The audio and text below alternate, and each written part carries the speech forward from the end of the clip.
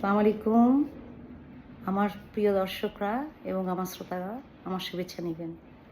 আজকে আমি বিশেষত আলাপ করতে চাচ্ছিলাম, সেটা হলো যে স্পাইনাল অ্যানাস্থেসিয়া ভালো না জেনারেল অ্যানাস্থেসিয়া ভালো সিজারিয়ান সেকশন অপারেশনের ক্ষেত্রে। তো আমরা দুটোই জেনে নিই যে সিজারিয়ান সেকশনে জেনারেল অ্যানাস্থেসিয়া দিলে কী হয়। জেনারেল অ্যানাস্থেসিয়া দিলে আমাদের গলায় টিউব ঢুকানো হয় এবং সেটা আর্টিফিশিয়াল রেসপিরেশন মেশিনের মাধ্যমে নেওয়া হয়। অ্যানাস্থেসিয়াটিস্ট থাকেন পাশে এবং সেটা যখন আমরা অপারেশন করি তখন রোগী কিছুই টের পান না, বোঝেন না, বাচ্চা হলেও বোঝেন না, টের পান না, বাচ্চাকে সঙ্গে সঙ্গে বুকে দুধও দিতে পারেন না এবং পোস্ট অপারেটিভে গিয়ে ওনার অনেক সময় লাগে। ৮ থেকে ১২ ঘন্টা আমরা পোস্ট অপারেটিভে রাখি জিএ পেশেন্টদেরকে, প্লাস তাদের খেতে দিতেও হয় দেরি করে, প্রায় ৮ ঘন্টা পরে আমরা খেতে দিই।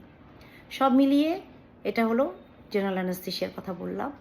আর স্পাইনাল অ্যানাস্থেসিয়াটা কি, আমরা জেগে থাকি, আমরা ডক্টরের সঙ্গে কমিউনিকেট করতে পারি, আমাদের বেবিটা ছেলে না মেয়ে সঙ্গে সঙ্গে দেখতে পারি, জানতে পারি এবং সঙ্গে সঙ্গে আমরা ব্রেস্ট ফিডিংও করতে পারি। তো এটা কত সুবিধা, আমরা কমিউনিকেট করতে পারি।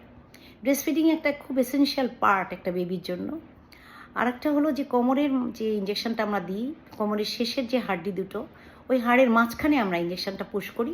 2 সিসির একটা ইঞ্জেকশন আমরা দেই অবশ করার জন্য। সেটা কতটুকু অবশ হয়, কোমর থেকে পা পর্যন্ত। এই অবশটা 2 ঘন্টা পরে কেটে যায় এবং যার জন্য আমাদের ক্যাথেটার দেওয়া লাগে না ইউরিনারি ব্লাডারে। আর একটা সুবিধা যে মা সঙ্গে সঙ্গে ব্রেস্ট ফিডিং করলেন, বাচ্চা দেখলেন, এরপরে তাড়াতাড়ি খেতেও পারেন। পোস্ট অপারেটিভে 6 ঘন্টাও থাকা লাগে না, 4 ঘন্টা থাকলেই হয়। 4 ঘন্টা পরে উনি মুখে খান এবং উনি বাচ্চার সঙ্গে রুমে চলে যান, ওনার রুমে। তো এটা একটা বড় সুবিধা। আর একটা সুবিধা যেটা, সেটা হলো ব্লিডিং কম হয়। হ্যাঁ, এইগুলো আমরা যদি মনে রাখি এবং যদি এগুলোকে আমরা বুঝতে চেষ্টা করি। অনেকের কিন্তু একটা ধারণা আছে, প্রশ্ন করার যেহেতু সুযোগ নাই এখানে, আমি একলাই বলছি। তো দেখা যায় মনে করেন যে কোমরে ব্যথা হয়, আসলে it is not the right thing. কেননা কোমরে কেন ব্যথা হবে, আমি তো ইঞ্জেকশন দিচ্ছি 2টা হাড়ের মাঝে, তো এখানে তো ব্যথা হওয়ার কোনো কারণ নাই। কোমরে ব্যথা কার না হয়, একটু বয়স হলে, একটু ওজন বাড়লে সবারই কিন্তু কোমরে ব্যথা হয়। এই কোমরে ব্যথাটা আমাদের লাইফস্টাইলের জন্য হচ্ছে, যে আমরা মোটা হয়ে যাচ্ছি অপারেশনের পরে, খাওয়া দাওয়া বেশি হচ্ছে, রেস্ট বেশি হচ্ছে। আবার যে বাচ্চাটা বহন করলাম 9টা মাস, সেটা আস্তে আস্তে কী হয়, বাচ্চার ওজন, প্লাসেন্টার ওজন, পানির ওজন মিলে, নিজের শরীর ওজন মিলে আমরা ধীরে ধীরে একটু হেলদি হয়ে যাই।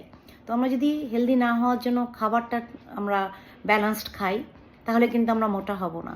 এমন অনেক পেশেন্ট, অনেক লোকও আছে না যে সিজারিয়ান হয়নি কিন্তু কোমরে ব্যথা, কারণ আমাদের ক্যালসিয়াম লেভেল কম থাকে।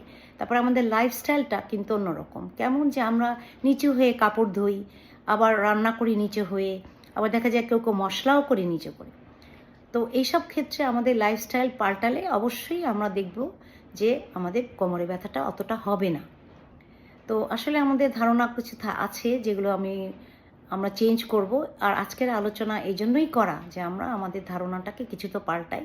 স্পাইনাল ইজ দ্য বেস্ট, কেননা স্পাইনাল এর যে উপকারিতা সেটা আমরা আজকে আলোচনা করলাম এবং স্পাইনাল অ্যানাস্থেসিয়াটা দেওয়াই বুদ্ধিমানের কাজ। ভয় পাওয়ার কিছুই নাই, এখানে আরও বেশি সুবিধা। যে স্পাইনালের কোনো সাইড ইফেক্ট, যে হঠাৎ প্রেশার ফল করলে রুগী বলে যে হ্যাঁ আমার একটু মাথা ব্যথা করছে, খারাপ লাগছে, বমি লাগলে বলে যে আমার বমি লাগছে, তাহলে সঙ্গে সঙ্গে আমরা সেই সমাধানটা আমরা দিতে পারি কোনো ওষুধ দিয়ে, বা অ্যানাস্থেটিস্ট যিনি পাশে থাকেন উনিও হেল্প করেন।